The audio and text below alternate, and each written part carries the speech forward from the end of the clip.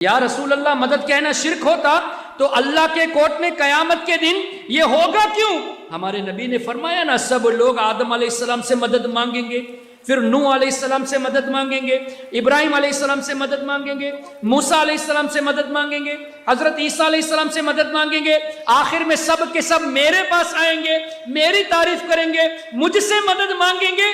تو اللہ کے کوٹ میں نبی کا وسیلہ لینا جائز، اللہ کے کوٹ میں نبی سے مدد مانگنا جائز، تو دنیا میں کیسے شرک ہو گیا یا رسول اللہ کہنا؟ تو جو وہابی، جو دیوبندی بولتے ہیں شرک ہے، ان سے کہو کہ قیامت کے دن تم اللہ سے کہو گے یا اللہ میں تو حضور کے پاس نہیں جاؤں گا، میں آدم علیہ السلام کے پاس نہیں جاؤں گا، وسیلہ حرام ہے، یہ شرک ہے، وہ نہیں کہہ سکے گا، اس لیے کہ اللہ نے انتظام ہی ایسا کیا کہ سب کو حضور سے مدد مانگنی ہے۔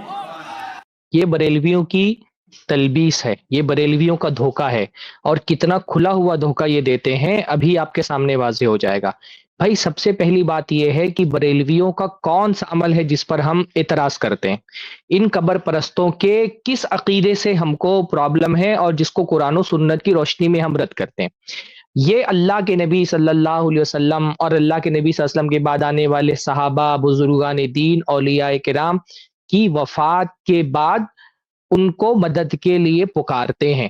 یہ قابل اعتراض بات ہے نا کہ جن لوگوں کی وفات ہو چکی ہے ان کے مر جانے کے بعد، ان کے وفات پا جانے کے بعد اپنے گھروں میں بیٹھ کر کے اپنے اپنے علاقوں پہ اپنے اپنے مقامات سے ہاتھ اٹھا کر کے ان سے دعا کرنا، یا رسول اللہ مدد کر دیجئے، یا علی مدد، یا غوث آدم مدد، یہ خواجہ جی سے مدد مانگتے ہیں۔ تو اعتراض کس بات پر ہے؟ وفات شدہ لوگوں کو ان کی وفات کے بعد اپنے اپنے مقامات سے ان سے دعائیں مانگنا، اس پر ہمارا اعتراض ہے۔ اب دلیل آپ کو یہ دینی چاہیے کہ اللہ کے رسول صلی اللہ علیہ وسلم کی وفات کے بعد صحابہ نے اللہ کے نبی صلی اللہ علیہ وسلم کو اس طرح سے مدد کے لیے پکارا ہو۔ جہاں معاملہ اللہ کے نبی کی حیات میں جا کر کے اللہ کے رسول صلی اللہ علیہ وسلم سے مدد مانگنا، اس کو تو کوئی بھی غلط نہیں بولتا، بلکہ اللہ کے نبی صلی اللہ علیہ وسلم کا مقام تو بہت بڑا ہے، بہت بڑا ہے، بہت بڑا ہے۔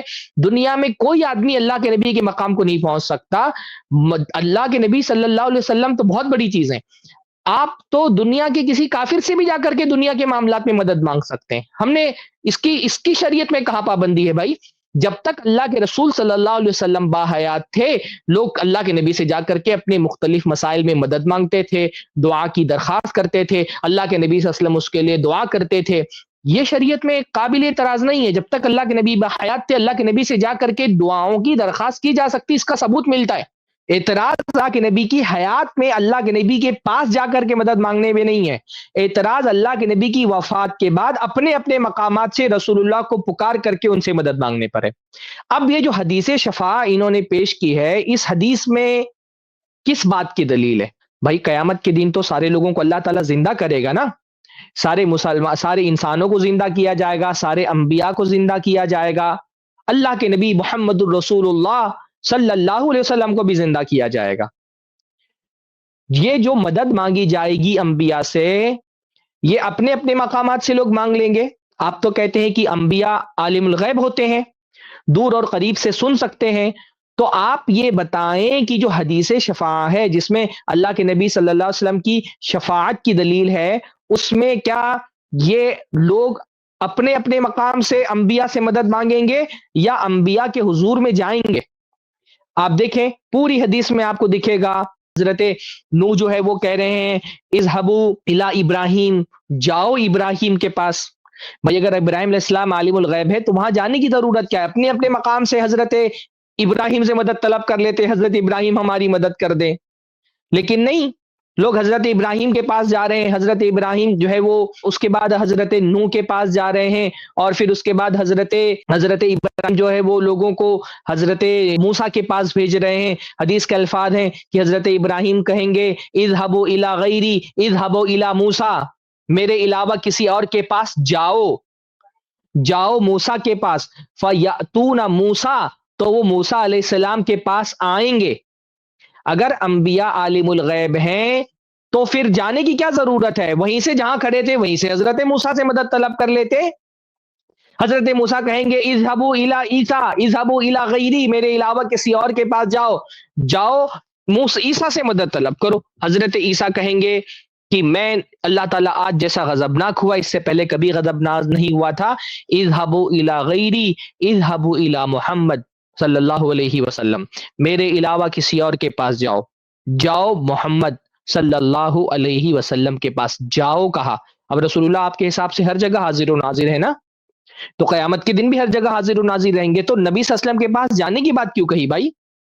وہیں کھڑے ہو کر کے اللہ کے نبی صلی اللہ علیہ وسلم سے مدد طلب کر لیتے.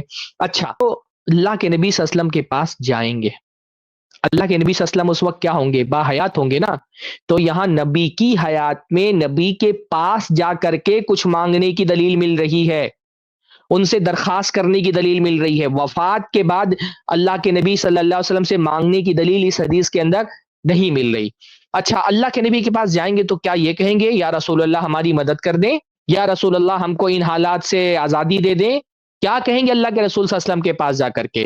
بھائی آپ کے عقیدے کے حساب سے تو اللہ کے نبی صلی اللہ علیہ وسلم مختار کل ہے نا. تو جو اللہ کے نبی صلی اللہ علیہ وسلم اگر مختار کل ہیں، ابھی شعبان بھائی نے جس نظم کا حوالہ دیا کہ نبی مختار کل ہیں، جس کو جو چاہیں عطا کر دیں، کہ نبی صلی اللہ علیہ وسلم مختار کل ہیں اور جس کو جو چاہیں وہ عطا کر سکتے ہیں، دونوں جہان کی بادشاہت اللہ کے نبی صلی اللہ علیہ وسلم کے ہاتھ میں ہے، یہ آپ کا عقیدہ ہے، تب تو لوگوں کو ڈائریکٹ رسول اللہ سے مانگنا چاہیے نا. پر رسول اللہ سے وہ مانگیں گے نہیں، رسول اللہ سے درخواست کریں گے کہ آپ ہمارے حق میں اللہ تعالی سے سفارش کر دیں. کیا الفاظ ہیں حدیث کے؟ فیقولون، لوگ کہیں گے یا محمد انت رسول اللہ وخاتم الانبیاء، اے محمد صلی اللہ علیہ وسلم آپ اللہ کے رسول ہیں، آپ خاتم الانبیاء ہیں. قد غفر اللہ لک ما تقدم من ذنبک وما تاخر، اللہ تعالیٰ نے آپ کے اگلے پچھلے سارے گناہ معاف فرما دیے ہیں. اشفع لنا الی ربک، ہمارے حق میں اپنے رب سے سفارش فرما دیں. اللہ کے رسول سے نہیں مانگیں گے، اللہ کے رسول سے کہیں گے کہ آپ سفارش کریں، آپ ہمارے حق میں اس وقت جو ہماری حالت ہے، جو صورت ہے، اس کے لیے اللہ کے رسول سے نہیں کہیں گے ہم کو ان حالت سے نکال دو، اللہ کے رسول سے نہیں مانگیں گے، رسول اللہ سے کہیں گے آپ اللہ سے کہیں کہ اللہ تعالی ہم کو ان حالات سے نکال دے. سفارش کرنے کی درخواست کریں گے. یہ بالکل ویسے ہی ہے جیسے صحابہ کرام اللہ کے رسول صلی اللہ علیہ وسلم سے آ کر کے گزارش کرتے تھے کہ آپ ہمارے حق میں دعا کریں.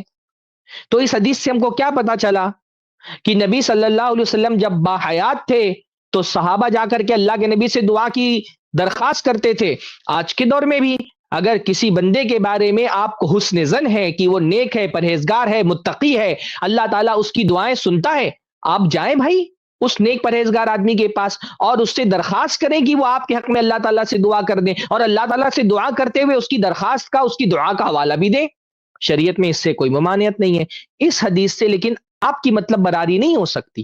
آپ جو مفہوم نکالنے کی کوشش کر رہے ہیں، آپ جو استدلال کرنے کی کوشش کر رہے ہیں کہ اللہ کے نبی کی ہمارا آپ سے اختلاف کس بات پر ہے؟ رسول اللہ کی وفات کے بعد رسول اللہ کو مدد کے لیے پکارنا، یہ سمجھ کر کے اللہ کے رسول صلی اللہ علیہ وسلم عالم الغیب ہیں، میں جہاں بھی ہوں اللہ کے نبی بھی وہاں حاضر و ناظر ہیں، اور میں جہاں سے بھی پکار رہا ہوں رسول اللہ میری فریاد سن رہے ہیں، میرے کلمات رسول اللہ تک کے پہنچ رہے ہیں، بلکہ اللہ کے نبی صلی اللہ علیہ وسلم حاضر ہیں جہاں ہر جگہ پر حاضر ہیں. پھر اللہ کے نبی مختار کل ہیں، جو چاہیں سب عطا کر سکتے ہیں، اور اللہ کا جو کچھ ہے وہ سب رسول اللہ کا بھی ہے، اور اللہ سے مانگنے کے بجائے ڈائریکٹ رسول اللہ ہی سے مانگ لو. اس میں یا رسول اللہ مدد کا حوالہ کہاں ہے بھائی؟ یہاں پر اللہ کے رسول صلی اللہ علیہ وسلم سے دعا کی درخواست، یہاں پہ اللہ کے رسول صلی اللہ علیہ وسلم سے شفاعت کی درخواست کی جا رہی ہے کہ اللہ کے نبی صلی اللہ علیہ وسلم دینے والا تو اللہ ہے، آپ اللہ سے سفارش کر دیں کہ اللہ تعالیٰ دے دے. مصیبتیں اللہ ہٹا سکتا ہے، یہ ہلاکیاں اللہ تعالیٰ ختم کر سکتا ہے. ہم جن حالات میں ہیں ان حالات کو تبدیل کرنا اللہ کے ہاتھ میں ہے. اسی لیے تو ڈائریکٹ رسول اللہ سے حالات کی تبدیلی کی درخواست نہیں کی کہ ان حالات کو بدل دیں، حشر برپا کر دیں، حساب و کتاب شروع کریں. اللہ کے رسول صلی اللہ علیہ وسلم سے حالات کی تبدیلی کی درخواست نہیں کی. درخواست کس سے کی؟ اللہ سے. کہا کہ اللہ سے آپ سفارش کر دیں ہمارے حق میں کہ آپ یہ ہمارے حالات تبدیل ہو جائیں، اللہ تعالیٰ حساب و کتاب ہے وہ شروع کریں. تو اس حدیث سے آپ دیکھیں کتنا بڑا دھوکہ دیتے ہیں یہ لوگ. جس عقیدے پر رد کیا جا رہا ہے، جس عمل پر رد کیا جا رہا ہے، اس حدیث میں اس کی کوئی دلیل موجود نہیں ہے. اس کے برخلاف اللہ کے نبی صلی اللہ علیہ وسلم کیا کریں گے؟ اللہ کے نبی صلی اللہ علیہ وسلم اللہ تعالیٰ کی حمد و ثنا کریں گے، پھر اللہ تعالیٰ سے فریادیں کریں گے، سجدے میں گر جائیں گے. تو ہم کو کیا پتہ چلتا ہے؟ اللہ کے رسول صلی اللہ علیہ وسلم کے اس عمل سے ہم کو کیا پتا چلتا ہے کہ اللہ کے رسول صلی اللہ علیہ وسلم نے ہم کو سکھایا مصیبتوں میں اللہ سے مانگنا چاہیے. رسول اللہ نے کس سے مانگا جب مصیبت آئی؟ تو لگی ہم نے فرمایا فَأَقُولُ اُمَّتِي یا رب، امتی یا رب، میں کہوں گا اے رب میری امت، اے رب میری امت. کیا پتا چلا اس سے؟ ہم کو نبی صلی اللہ علیہ وسلم کی اتباع کرنی ہے نا. دین وہ ہے جو رسول اللہ نے کیا، ہم کو رسول اللہ کو فالو کرنے کا حکم دیا گیا ہے. رسول اللہ نے مصیبت میں کس کو پکارا؟ اللہ کو پکارا.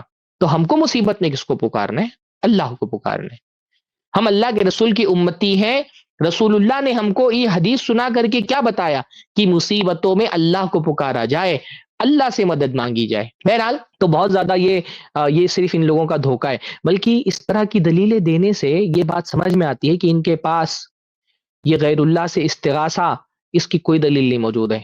اللہ کے رسول کی وفات کے بعد اللہ کے رسول سے دعائیں مانگنے کی کوئی دلیل ان کے پاس موجود نہیں ہے. بزرگوں، اولیاء اور بڑے صحابہ کرام اور بڑے علم والے لوگوں کو ان کی وفات کے بعد ان سے مدد مانگنے کے لیے ان کے پاس کوئی دلیل موجود نہیں ہے. اس طرح کی بودی باتیں، بے بنیاد دلیلیں پیش کرنا خود اس بات کی دلیل ہے کہ ان کے پاس اپنے دعوے کے ثبوت کے لیے کوئی دلیل بچی نہیں ہے. شبہات بچے ہیں، دھوکے بازیاں بچی ہیں. یہ صرف اب دھوکہ دے سکتے ہیں اور شبہات میں مبتلا کر سکتے ہیں، اور الحمدللہ وہ زمانہ ختم ہو گیا جب آپ ایسے شبہات دے کر کے اپنی عوام کو پکڑ کر کے رکھے ہوئے تھے. اب علم کا زمانہ ہے، حکمت کا زمانہ ہے، حدیثیں موجود ہیں نبی صلی اللہ علیہ وسلم کی. اس طرح کی شبہات آپ پیش کریں گے تو آپ کا پول کھول کر کے رکھ دیا جائے گا، آپ کی قلی کھول کر کے رکھ دی جائے گی. اس طرح کی دلیلیں اب نہیں چلنے والی. بس تھوڑا سا آپ کے عوام میں بھی شعور آ جائے. اس طرح کی باتیں کرنے والے آپ تھوڑا سا جو بریلوی عوام ہے اپنے علم کو بڑھائے، اور جب اس طرح کے مولوی کچھ اس طرح کی بات کرے، بھائی ایک مرتبہ حدیث کھول کے دیکھ بھی لو کہ حدیث کا معنی کیا ہے، حدیث میں بیان کیا کیا گیا ہے. ہمارا آپ سے اختلاف کس بات پر ہے؟ ہم یہ نہیں کہتے کہ اللہ کے نبی صلی اللہ علیہ وسلم کی زندگی میں رسول اللہ سے جا کر کے مدد طلب کرنا حرام تھا. ہم اللہ کے نبی صلی اللہ علیہ وسلم کی وفات کے بعد رسول اللہ سے مدد طلب کرنے کو ناجائز بولتے ہیں، دعائیں مانگنے کو شرک بولتے ہیں. اس حدیث میں نبی صلی اللہ علیہ وسلم سے وفات کے بعد دعا مانگنے کا ثبوت نہیں ملتا. نبی صلی اللہ علیہ وسلم زندہ ہوں گے کیونکہ اللہ تعالیٰ سارے لوگوں کو قیامت کے دن زندہ کرے گا. اس میں زندہ شخصیت سے جا کر کے دعا کی درخواست کرنے کی دلیل ملتی ہے، دعا کرنے کی دلیل نہیں ملتی. ہمارا آپ سے اختلاف غیر اللہ سے دعا کرنے پر ہے، غیر اللہ سے دعا کی درخواست کرنے پر نہیں ہے. تو آپ دلیل وہ دیں جس میں غیر اللہ سے دعا کرنے کا ثبوت ملے. دعا کی درخواست کرنے کا ثبوت جو مل رہا ہے وہ آپ کے دعوے کی دلیل نہیں ہے. اس دلیل سے ہماری تنقید کا رد نہیں ہوتا، ہمارا اعتراض دفع نہیں ہوتا. اتنا کافی انشاءاللہ تعالی سمجھدار لوگوں کے لیے. باقی جو نہیں سمجھنا چاہے اس کے لیے تو آپ قرآن و سنت کے انبار بھی لگا کر کے رکھ دیں دلائل کے، وہ نہیں سمجھے گا. اس کلپ کی فل ویڈیو دیکھنے کے لیے ہمارے چینل پر ضرور آئیں. آئی پلس ٹی وی نے ایک نیا یوٹیوب چینل شروع کیا ہے جس کا نام ہے آئی پلس ٹی وی اختلاف کا حل. اس چینل پر صرف اختلافی مسائل پر ویڈیوز آئے گی، لیکن دلائل کے ساتھ اور بھائی چارگی کے ساتھ. آپ کو میں دعوت دیتا ہوں کہ آپ بھی ہمارے اس چینل کو سبسکرائب کریں، ہماری ویڈیوز کو شیئر کریں اور نوٹیفیکیشن آئیکن کو آل سلیکٹ کریں تاکہ آپ کو ہماری ویڈیوز کا نوٹیفیکیشن مل سکے. جزاک اللہ خیر، والسلام علیکم ورحمۃ اللہ.